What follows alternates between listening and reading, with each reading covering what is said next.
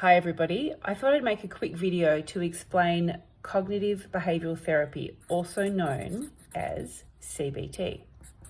So cognitive is thoughts, behaviour, we know what that is, and therapy, we know what that is.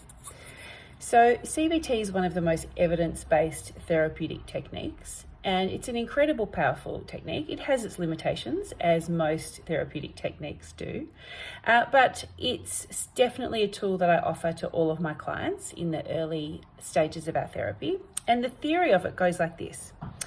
There's an event that happens in our life, which triggers a thought, or if you're like me, a series of thoughts. The thoughts then trigger emotions. And the purpose of emotion is to drive behaviour, to have us respond. So let me tell you a little story. I'd like you to imagine that you and I are swimming in the bay, in the water, and we see a fin. We don't know what the fin is.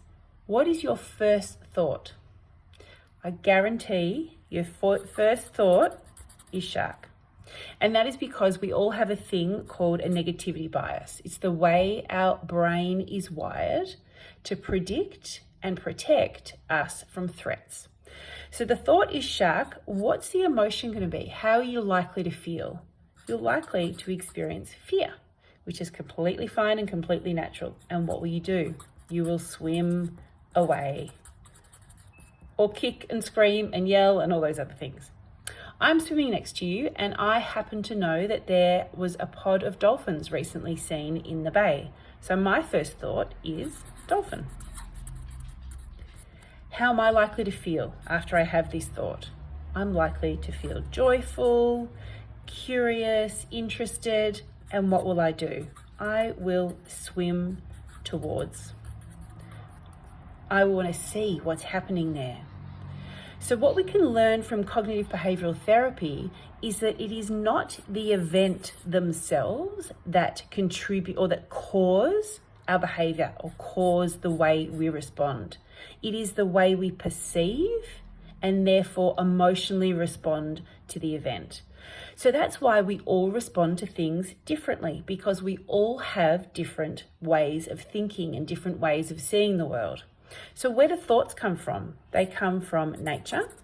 So we know that we can inherit thinking patterns, and they come from nurture, the early years of our childhood. So how can we bring more awareness and more attention to what we're thinking? And this is where the superpower of mindfulness comes in, which gave birth to the model of mindfulness-based cognitive therapy, MBCT, which I won't go into right now.